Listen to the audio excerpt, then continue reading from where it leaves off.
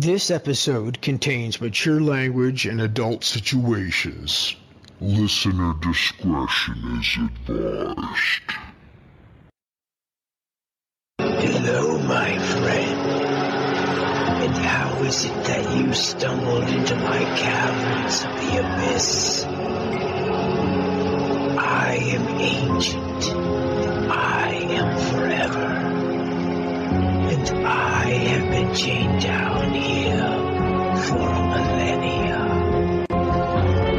I am the Shadow Dweller, here to keep you company until the abyss swallows you whole. I've been here for eons and collected stories. I will tell you a tale to pass the time.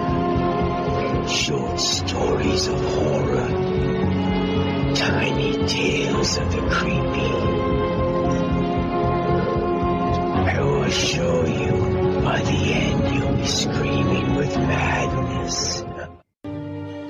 Morbid Morsals is a new chapter of terror. A short tale of madness to, let's just say, carry your tremendous suffering over to the longer, fuller episodes. Your torment and endless suffering has helped me go stronger. To reunite my brothers once again, to open the portal from here, the nether realm, to your world. To unleash darkness and chaos upon all mankind. We have grown stronger by passing these tales of madness on to you. Not only will we feast on your souls, but we will unleash hell on earth. We'll be seeking new, unfortunate souls to torment.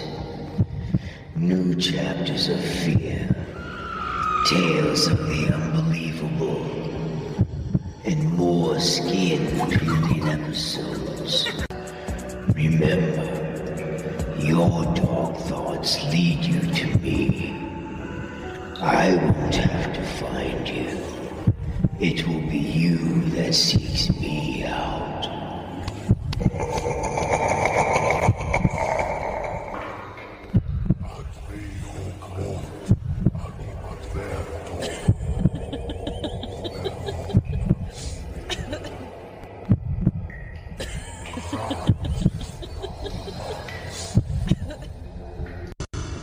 This morbid morsel is called the Storm Stalker.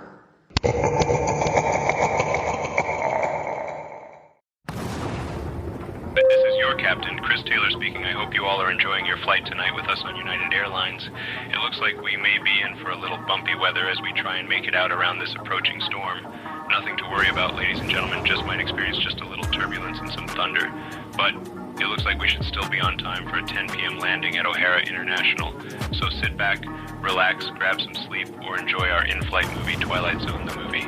Just then, a big bolt of lightning struck off in the distance, followed by a loud crack of thunder that shook the plane. The passengers looked around at each other with unease. Some nervous laughter could be heard from a few people. Captain Chris Taylor and his co-pilot Alec Ford shielded their eyes as the flash temporarily blinded them. God damn, that scared the shit out of me. Ladies and gentlemen, just want everyone to know everything is okay and nothing to be alarmed over. We have flown through a pocket close to the lightning, which is why you all felt a shake. This is going to sound crazy. Maybe I'm just tired, but I could have sworn that I saw something in that bolt of lightning. Some sort of hell, I don't know. Something flying in the storm. You're probably just seeing spots from it, that's all, and you said you didn't sleep for shit last night. Yeah, you're probably right. Another flash of lightning and a sonic boom of thunder close enough to the plane that this time shook it so hard that all the above compartments came open and everything shot out. Then something struck engine number 4. and the plane lost altitude for a bit as fire and smoke emerged into the stormy sky. This time, the passengers screamed, and a few were tossed from their seats. Captain Chris took the controls with both hands and pulled up. Alec looked out the window to catch a glimpse of something on the wing, tearing the fuses and wires out. A grotesque figure that looked like what you'd describe as a gargoyle of some sort. Long talons, rows of razor-sharp teeth, black eyes, and webbed wings of it was tearing the engine apart. Holy shit, I fucking see. I don't know what I'm looking at. You were right. Screams could be heard coming from the back of the plane as the pilots tried to regain their altitude. The creature looked at both men as it leaped to the windshield of the jetliner, ripping through the glass and gutting Captain Taylor. His hands went to his stomach as blood stained his shirt. Now it was Alec's turn. The thing pounced on him and slashed his throat. Blood splattered against the control panel. Alec spit a mouthful of a thick, reddish goop on the shattered windshield. The abomination began destroying the controls, causing them to catch fire. There were alarms and warning lights going off in the cockpit. Pounding on the pilot's door could be heard coming from the other side. More panicked screaming, louder this time. The plane began to quickly tilt down as it picked up speed. Parts began breaking off in pieces and chunks. One man got sucked out a hole in the side of the jet. The creature crawled out the crashing plane and flew off into the darkness. The plane continued to plummet towards the ocean. Fire and smoke streaked the sky like a meteor. The precinct hummed with life, mundane, unbroken. Detective John Casey hunched over his cluttered desk, pen scratching against paper. His wastebasket was full of empty cigarette boxes and coffee cups. He was already on his 5th cup and already down half a pack. Stacks of case files covered his desk with different colored sticky notes and non-legible writing scribbled on them. Outside, the storm growled, rolling closer. One, thunder was so loud that Detective Casey jumped. No one noticed the unnatural stillness creeping in alongside the thunder. Damn storm's gonna kill the power. Can't wait for a blackout. The whole city's gonna freak the fuck out if that happens. Power lines must be acting up again. I hope it holds up. Some transformers and lines must be down due to the storm. I've seen a lot in the Midwest growing up, and this is going to be pretty bad. Wind, rain, lightning strikes, all the best elements coming together for one hell of a shit show. His partner Susan Wright said matter-of-factually, "A flash illuminates the room." For a moment, a grotesque figure looms in the shadows of the now dimly lit office. Jagged, shifting its limbs, bending unnaturally, tucking its wings behind its back, its razor-sharp teeth glistening with blood and saliva. Susan, did you see that? See what? You all right, John? You look like you've seen a ghost. It's not a ghost. Something in the room for a sec when the lightning just struck. It wasn't human. Maybe lay off the coffee for a bit. How much sleep have you gotten in the last few days? You look like shit, partner. And I say that with love. You've been wearing yourself thin over these files and cases. Then, the first call came in. A patrol car found on the highway, the officers inside torn apart, bodies fused with scorched metal. Blood soaked the interior of the car. There were chunks and body parts scattered about the patrol car. Red and blue lights strobed the highway as flares burned bright. Emergency vehicles had the area blocked off so that authorities can investigate the scene. The storm hadn't just brought rain. It had brought death. So we're really doing this? Chasing monsters in a storm? I should have gone to law school. The patterns don't lie. Susan, every storm, every missing person, the same areas, the same anomalies. It's stalking the lightning. Is that normal? Nothing about this is normal. John and Susan ran to the patrol car, getting soaked by the rain. Another crack of lightning struck nearby. John started the car, and they drove away. Another bolt of lightning lit up the sky. This time they both heard something on the roof. The creature, more nightmare than flesh, materialized for seconds with each flash. Translucent, its sinewy body rippled with tendrils of shifting mass. Hollow, glowing eyes locked onto them as its talons carved through steel roof like butter. Drive! John, drive! God damn it! It's on the fucking roof of the car. John began swerving on the road, trying to shake the creature off. His late model Ford hit a patch of standing water and began to hydroplane. It smashed the passenger's front window, and Susan got sprayed in broken glass. It reached its arm through the window, grabbing a handful of hair and ripping it from Susan's head. Susan was screaming hysterically now. As John regained control of the car, the thing let Susan go and launched its wings as it flew in front of our headlights. Then the monster flew straight up into the storm. You okay? How bad is it? Holy shit! That was close. Yeah, I'm all right. Just got my hair and a bit of scalp. John lit a cigarette, then another, and passed it to his partner. She took it in her shaky hands. I think I know where it might attack next. They pulled up to a power station. The storm is at its peak with cold, stingy rain and thunder cracking, like the whip of the gods. They parked the car and entered the front door to the station. The lights were flickering in and out, then cut out completely. John and Susan picked up a flashlight each in one hand and their guns in the other. They were both shining the lights in different rooms and offices. Then the light hit a bloody body, wearing a hard hat, with his intestines sprawled out. That wasn't the wind. It's feeding. I don't see it, but I can feel it, like it's breathing down my neck. Stay close. When the lightning strikes again, aim for the chest, if it has one. It was a harbinger of destruction, its form twisting with the storm's fury. Jagged claws scraped walls, its gaping maw revealing serrated teeth, dripping with viscous, black ichor. It's not going down, John. What the hell is this thing? Keep firing. Aim where it's solid. The creature flickers, revealing an alien, crystalline heart. John fires, a sickening, squelching impact as the heart shatters. The creature spasmed violently. Its form splintered into shards of light and shadow, letting out one final unearthly scream before collapsing into a pool of slime. The storm stilled, as though exhaling. You weren't kidding. A fucking monster in the lightning. What do we even put in the report? I don't know about you, partner, but I need a goddamn drink. I'm buying. We don't. No one would believe it, and they'd lock us up in the nut house and throw away the key. Make it a lot of drinks. As the detectives got into the squad car, they both lit a cigarette. Susan turned on the radio for some tunes to listen to.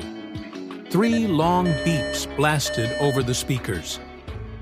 National Weather Services issued a severe thunderstorm with possibility of heavy rain, thunder, and lightning. Hail, and extreme wind, gusts sustainable at 60-70 miles per hour. The city of Charlottesville will be in the direct path of the storm. The storm is traveling at 40 miles per hour and should reach the city in a few hours. Please take cover and stay away from windows and objects that could become flying debris. Please go to a basement or other safe place when the storm hits. Get flashlights, candles, water, a battery-powered radio in case power and internet are down. Shit, that's only an hour away. We can make it there in time to find it and stop it. Before it starts up, it's feeding frenzy again. You know this is fucking crazy, right? But I agree, we're the only ones who knows what we're dealing with, not to mention how to stop it. Rain check on the shots, partner? John whipped the car around and jumped onto the 95 South exit towards Charlottesville, North Carolina. He flicked his butt out the window and took a sip from his coffee cup. They headed towards the storm on the darkened highway, except for a light post every so often. A flash of lightning lit up the night sky, followed by a boom of thunder. Susan noticed that the hairs on their arms were standing up. John turned the radio to another station as some metal band began rocking out on the car's speakers.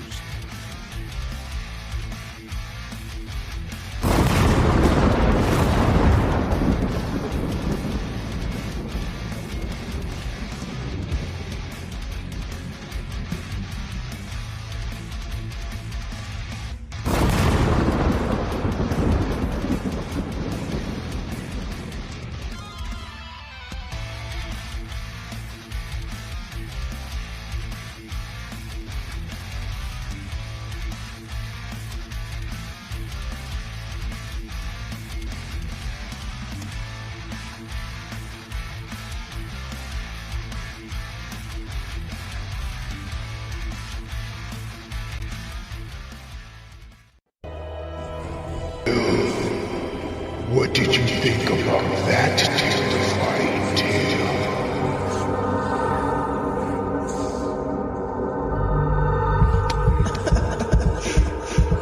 What the hell do you want from me?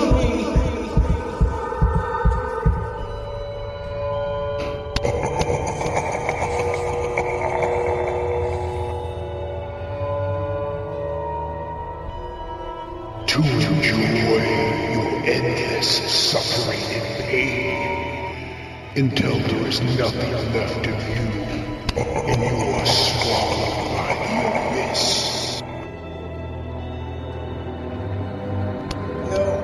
No, stay back.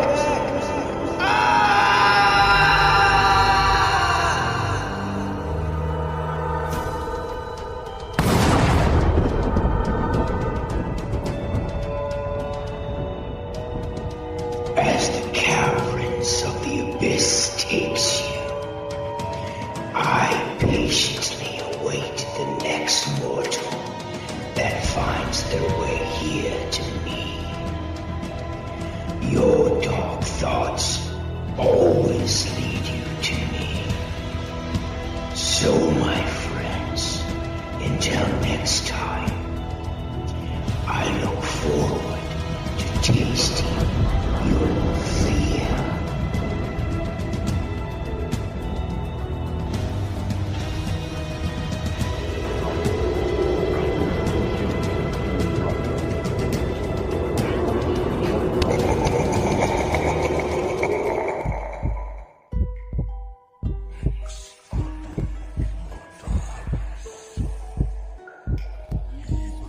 You have stepped into the abyss.